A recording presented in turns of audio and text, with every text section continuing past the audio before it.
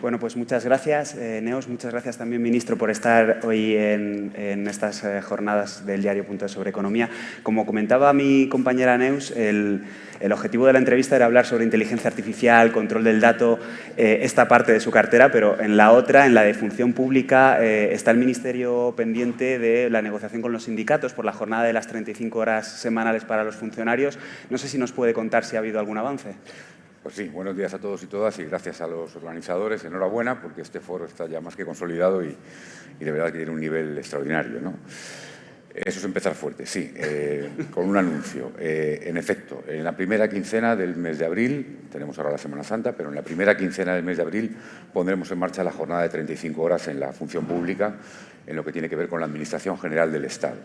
Hay funcionarios que son de comunidades autónomas, hay comunidades autónomas que ya lo aplican, otras que no, pero en lo que respecta a la Administración General del Estado, lo que puedo anunciar es que finalmente, y desde luego en acuerdo con los sindicatos y hay que desarrollarlo con todos los ministerios, pero la Administración General del Estado aplicará las 35 horas en la primera quincena de abril. Perfecto, muchas gracias. Ministro, como le decía, la intención era preguntarle también por la tensión internacional con múltiples guerras como la de Irán y cómo afecta eso a nuestra soberanía digital. El distanciamiento de Estados Unidos como socio ha hecho que tanto España como la UE empiezan a hablar mucho más de soberanía tecnológica.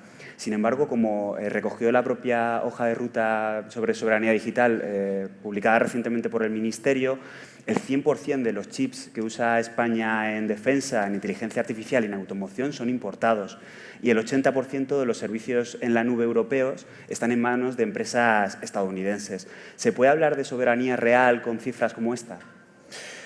Esta es la gran discusión en toda Europa, pero déjame que diga una cosa conectando con la mesa que estaba hablando antes. Mirad, España aprovechó los fondos europeos tradicionales, no me refiero al plan de recuperación vinculado al COVID, los fondos europeos que hemos recibido durante décadas, desde que entramos en la Unión Europea, básicamente se destinaron a renovar nuestras infraestructuras físicas, al transporte, a puertos, aeropuertos, autovías, líneas de ferrocarril. Por eso hoy España tiene las mejores infraestructuras, de las mejores, y desde luego comparen ustedes aeropuertos, puertos con otros países de Europa, ¿no? Lo mismo estamos haciendo ahora con la infraestructura digital, pero eso es una apuesta de país. Y lo más importante es responder a la pregunta, ¿por qué España es hoy el país que más crece de entre los países avanzados? Tampoco es casualidad. Ha pasado la pandemia, ha pasado la guerra de Ucrania, hemos tenido un montón de desgracias y uno no elige los problemas, pero sí cómo sale de ellos. ¿Y qué ha hecho este gobierno? ¿Qué ha hecho el gobierno de Pedro Sánchez? Tener claro que había que transformar España en una doble clave, en una transformación digital y en una transformación energética, ecológica, hacia la energía verde. Por eso hoy España es el país que tiene la energía más barata, por eso hoy España tiene la mejor conectividad del mundo y por eso hoy España atrae inversiones que no estarían viniendo si no fuera porque hay una energía barata, porque hay las mejores infraestructuras físicas, las mejores infraestructuras digitales. Todo eso es una apuesta de país, quiero decir, para hablar clarito, porque si no, parece que las cosas caen del cielo. Si España bate hoy récord de empleo, es porque en su día frente a la pandemia aplicó ERTES a 3,5 millones de empleo que se protegieron y no se destruyeron, o porque se aprobaron los fondos europeos y Europa, en lugar de hacer recortes como hizo en la crisis financiera, invirtió. Y además España decidió que esa inversión iba a ir a dos sectores clave, a la transformación digital y a la transformación energética, que son los que hoy nos hacen más competitivos. Por lo tanto, sí, España ha tomado un camino. Es verdad que la geopolítica, y sobre todo en el último año con el cambio de posición de Estados Unidos, fuerza a Europa. Europa tiene que abrir los ojos, Europa tiene que espabilar, Europa tiene que reforzar su soberanía tecnológica también, su soberanía digital. Por lo tanto, a todos aquellos que claman contra la regulación de las redes sociales o de la inteligencia artificial, no. Tenemos que desarrollar un modelo europeo, con una inteligencia artificial ética, con transparencia de los algoritmos, con responsabilidad de los directivos. Ese tiene que ser el modelo europeo. B, tenemos que reducir nuestra dependencia del exterior. Claro, cuando llegó la pandemia descubrimos que había que esperar no sé cuántos meses para tener un automóvil, porque todo tiene un chip. Y, por lo tanto, Europa tiene que tener fábricas de chips y semiconductores. Y eso es lo que estamos haciendo en España. Lo estamos haciendo a través de la SET, la Sociedad Española de Transformación Tecnológica, que está abriendo una fábrica de diseño y producción en Vigo, Spark, está abriendo una sala blanca de las más potentes de Europa en Málaga, IMEC. Estamos invirtiendo en en toda la capa, pero desde la base. Fijaos, perdóname, no me quiero enrollar porque el tema me apasiona. Nosotros hemos aprobado en el Consejo de Ministros, hemos pasado por ahí una hoja de ruta de soberanía digital, que empieza desde abajo, empieza incluso desde las materias primas. Aquí está Manolo de la Rocha, que es quien conoce mejor que nadie todo eso que estoy diciendo. Empieza desde las materias primas. En España, que hicimos una transformación ecológica y nos dimos cuenta de que el carbón, además de ser contaminante, era poco competitivo el carbón español, que vivía subvencionado. Resulta que ahora el Consejo de Ministros ha aprobado un nuevo plan de minería vinculado precisamente a tierras raras. Toda la frontera entre España y Portugal está llena de tierras raras que son estratégicas para la transformación digital. Pues desde abajo, desde la producción, desde las materias primas hasta las fábricas, tenemos una inversión en Extremadura millonaria para que una fábrica de diamantes sintéticos fabrique esas obleas donde luego se fabrican los chips. Toda la cadena de valor, desde, insisto, las materias primas, las fábricas de chips y semiconductores, las empresas de inteligencia artificial, los centros las fábricas de inteligencia artificial y la gigafactoría en la que estamos trabajando para que España tenga una de las primeras de Europa. Por lo tanto, sí, hay una hoja de ruta clara, que es clarísima y que es importantísima, porque hoy en día la tecnología lo ha sido siempre, pero la tecnología es poder. Y en la situación del contexto geopolítico actual, la red de satélites que tengamos, la nube soberana de donde estén nuestros datos, el que podamos producir chips y semiconductores es clave, pero no para España, para Europa. Comentaba precisamente, y es algo que también hemos oído en algunas de las mesas de este foro, la necesidad de invertir más y tener actores competitivos en el continente para conseguir esa soberanía, esa capacidad de desarrollar nueva tecnología que solo viene a través de la inversión. Para lograrlo, la Comisión Europea, lo citaba usted también ahora, ha propuesto relajar algunas de las normas sobre derechos digitales del continente, entre ellas la Ley de Inteligencia Artificial, que tuvo un papel clave España en su negociación, ¿no? Le quería preguntar si le preocupa que esa ambición por lograr gigantes europeos, por tener actores que puedan desarrollar grandes inversiones y conseguir esa soberanía, si le preocupa que puedan recortarse derechos ciudadanos o algunas protecciones establecidas en pos de ese objetivo. Vamos a ver, nosotros estamos de acuerdo con la simplificación, porque es verdad que Europa es un club de 27 países y, por lo tanto, no puede ser que la proliferación de normas nos reste competitividad. Por lo tanto, de acuerdo con la simplificación normativa y administrativa, pero desde luego en contra de la desregulación, Y le digo por qué, le voy a dar un ejemplo. Las redes sociales nacieron en el año 2009 y nacieron sin normas. Solamente se podía aplicar el derecho tradicional. Los jueces tenían que utilizar el derecho tradicional para lo que estaba pasando en la red. Desde el año 2009 hasta el año 2026 han pasado 17 años donde hemos visto una pandemia de salud mental entre los chavales, donde estamos viendo suicidios, donde hemos visto ciberdelitos crecer, acosos, campañas de acoso, campañas de señalamiento. Hemos visto repetir elecciones en países de la Unión Europea, como Rumanía, precisamente por campañas de desinformación. Por lo tanto, la amenaza es muy grave, no solamente en términos democráticos, en términos de civilización, en términos de país, también en términos ciudadanos, de las consecuencias en la salud mental, sobre todo de nuestros menores, sobre todo de las niñas, que están siendo verdaderamente acosadas, vejadas. Por lo tanto, vamos a actuar, estamos actuando. Hemos sido uno de los primeros países del mundo en regular una edad para el acceso a las redes sociales. Hemos sido el país que impulsó el Reglamento Europeo de Inteligencia Artificial en la presidencia española. Hemos sido el primer país de Europa que ha creado una agencia española de supervisión de la inteligencia artificial. Hemos sido el primer país que aprobó una Carta de Derechos Digitales y un Observatorio de Derechos Digitales. Por eso, hace un mes o dos, la Universidad de Stanford dijo que España era número 1 del mundo en regulación de la inteligencia artificial. Queremos hacer una IA ética. Y no vamos a parar ese camino. Mira, decías ahora, ¿no?, que ha habido esa voz en Europa para relajar los controles.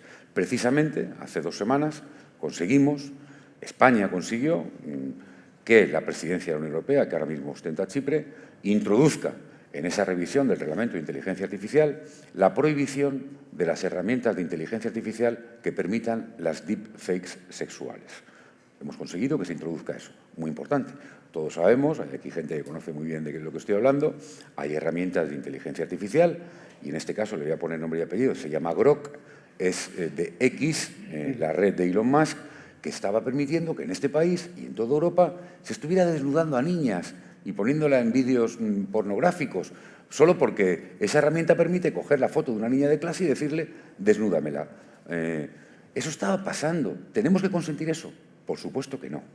Y, desde luego, lo que es importante es que lo hagamos a nivel europeo, porque a nivel europeo somos el, según lo mires, segundo mercado del mundo.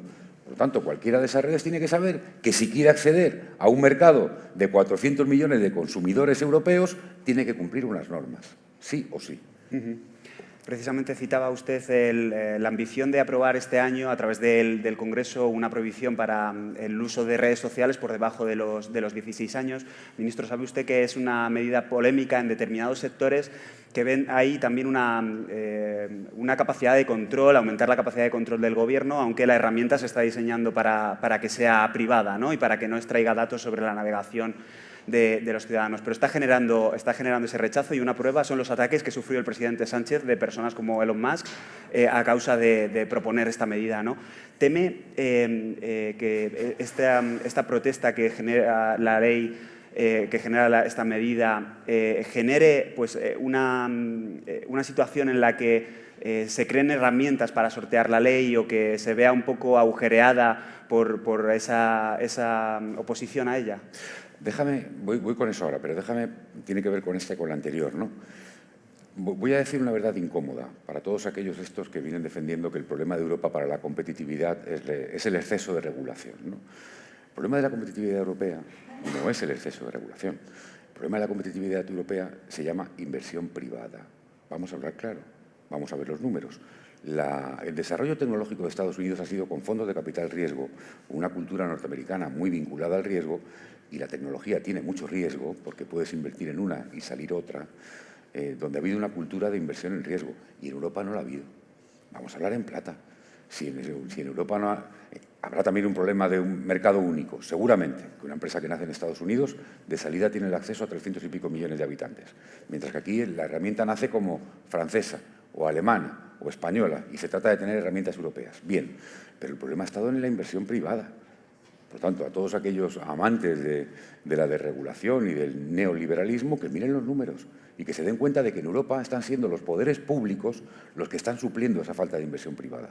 Están siendo los fondos europeos, el plan de recuperación, la Comisión Europea, el Gobierno de España. Son los que están invirtiendo y arriesgando para que esas tecnologías se desarrollen.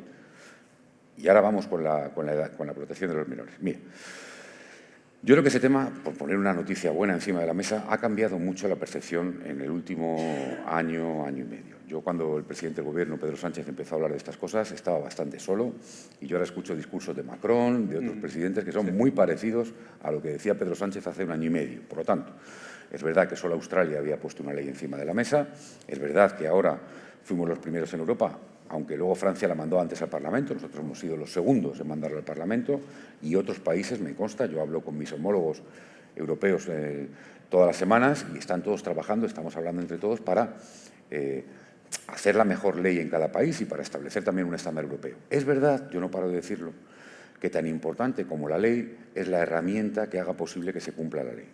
Y yo lo que digo, y esto lo puedo decir porque es así, que es que España tiene la mejor herramienta de toda la Unión Europea, testada por la Comisión Europea, con el check de la Comisión Europea y homologable y escalable a toda Europa. Porque es así, hemos trabajado durante 2 años y hemos conseguido que nuestra herramienta sea la mejor, que sea una herramienta real de verificación de edad, no un test de dígame usted si tiene 16 años, no. Por lo tanto, vamos a hacer la ley. Por cierto, espero también que a ningún grupo se le ocurra votar en contra de esa ley, porque a algunos se le llena la boca diciendo que ya lo habían dicho ellos. Pues espero que la ley de protección de menores en las redes tenga el voto de todos los grupos de la Cámara. Espero que nadie sea tan insensato como para votar en contra. Y 2, tenemos, como digo, la mejor herramienta para que cuando llegue el momento de que la Comisión Europea aplique en toda Europa la identificación digital, que va a llegar a aplicar una cartera digital europea, la herramienta española ya está preparada, está lista, y desde luego estamos preparados. Hay una... Por cierto, perdón, sí. Para los que dicen que no vale para nada porque los chavales se lo van a saltar... Eso es un poco grave, vale. Le quería preguntar. Yo no sé si en los botellones que hacen los chavales hoy de 14, 15 años, 16 hay alcohol o no, no lo sé, pero desde luego está prohibido. Y desde luego si un señor en su tienda vende alcohol a un chaval menor, le cae una multa. Por tanto, yo no voy a quitar la ley que prohíbe la venta de alcohol a menores si alguien se la ha saltado. La ley hay que tenerla, los controles hay que ponerlos y luego, desde luego, habrá que perseguir que se cumpla. Hay otra de los debates en torno a las plataformas digitales. Como usted citaba, la mayoría son estadounidenses, crecieron en un mercado más grande, ahora son empresas multinacionales y muy poderosas. Una parte de la gente lo que pide precisamente es que haya alternativas públicas, porque todas son privadas, ¿no? De hecho, la hoja de ruta que citaba antes del Ministerio cita textualmente que las plataformas digitales se han convertido en una infraestructura de información y comunicación pública controlada por agentes privados. No sé si en el ámbito de la UE o en el ámbito nacional incluso se plantea la posibilidad de que haya alguna plataforma pública en este sentido. Bueno, yo creo que aquí en la sala hay verdaderos expertos, Nacho, Arsenio. Tenemos un debate. En Europa ha habido un debate sobre la ENFA, el reglamento que establece la libertad de medios de comunicación, y la DSA, que es la Directiva de Servicios Digitales. Llevamos años discutiendo qué es y qué no es un medio. Esa discusión es apasionante, pero hay un dato que es empírico, que es el mercado publicitario. Y hemos visto cómo los medios de comunicación han visto cómo competidores que no tienen las mismas reglas han entrado y han absorbido una parte muy importante del mercado publicitario. Luego, si han absorbido el mercado publicitario de los medios, son medios, compiten en el mismo mercado. Por lo tanto, algo tiene que ver, ¿no? Desde el punto de vista, aunque solo sea económico. Luego hablamos de que, por supuesto, informan o desinforman y, desde luego, divulgan, ¿no? Bien. Este debate interesante, además yo creo que atractivo desde el punto de vista intelectual, de si Europa debe lanzar una red social, más allá de las dificultades que pueda tener, primero, aunque ya sé que la inteligencia artificial lo puede resolver, pero no es lo mismo el lenguaje. Vuelvo al mercado único. Tú lanzas una red social en Palo Alto, en California, y de repente, da igual que sea Nueva York o Miami o Florida, vale para 300 millones de... Hasta ahora las iniciativas que ha habido europeas, piensen en Mistral, que es la de inteligencia artificial más conocida que ha surgido en la Unión Europea, pretende ser europea, pero de momento es muy francesa. No sé si me entendéis dónde quiero ir. Es decir, por lo tanto, hay un problema de mercado único. Dos, al debate que iba de los medios, por provocar también, por ser políticamente incorrecto. En los países, en España, en Europa, tenemos una televisión pública, tenemos una radio pública, pero ya no tenemos periódicos públicos. Por poner un ejemplo, digo, para discutir. ¿Debería de haber una red social pública? Bueno, si tenemos una radio y una televisión públicas, porque hay unas leyes que establecen que es un derecho de los ciudadanos ese servicio público. Por lo tanto, ese debate, que me parece apasionante y que no tengo una respuesta para él hoy, debería empezar por definir si una red social es un derecho de los ciudadanos. Porque la radio y la televisión son públicas y tienen financiación pública porque hemos entendido que sí, que tienen derecho a tener información a través de radio y televisión públicas. No lo hacemos con los periódicos. ¿Deberíamos hacerlo con una red social? Me parece un debate, desde luego, estimulante. Ahora mismo está habiendo, de hecho, juicios, sobre todo en Estados Unidos, pero seguramente pueda haber ecos en Europa que están hablando de qué posición ocupan las redes sociales y qué responsabilidad tienen en el trato de sus usuarios, quizás a través de esas sentencias. Es que lo que sí, claro, es que lo que sí tenemos que hacer es regular las redes sociales. Lo que no puede ser es que las redes sociales eliminen la moderación de contenidos o eliminen las herramientas que permiten verificar la veracidad de una. Eso sí, hay que regular las redes sociales, por supuesto. Si me permite una última pregunta, ministro, ya en su condición de candidato a la Comunidad de Madrid. Quería preguntarle, esta semana un juez ha ampliado la investigación contra Carlos Moore, el alto cargo que firmó los llamados protocolos de la vergüenza en las residencias de mayores madrileñas, añadiendo ahora el delito de prevaricación. El PSOE está personado como acusación popular en el caso. Si llega a la presidencia, ¿qué responsabilidad política asumirá el gobierno que usted lidere en esclarecer lo que ocurrió, más allá de lo que decían los tribunales? Sí, esa decisión judicial de un juzgado de Getafe, si no me confundo, viene de un recurso precisamente de un escrito del Partido Socialista que pedía la ampliación a ese delito, ¿no? Además de que es un delito que, por cierto, lo que viene a decir es que alguien ha tomado una resolución, alguien desde la Administración Pública toma una resolución injusta a sabiendas. Y eso es lo que son los protocolos de la vergüenza, una resolución que permitió que quien tenía un seguro privado en nuestra comunidad fuera derivado a su hospital privado y quien no tenía un seguro privado no. 7.291 víctimas en Madrid. Yo espero que la justicia actúe finalmente, que se depuren responsabilidades y desde luego yo me comprometo a que, si soy presidente de la Comunidad de Madrid, vamos a llegar hasta el final y va a haber memoria, dignidad y justicia para las víctimas. Pues muchas gracias, ministro, por acompañarnos hoy. Muchas gracias.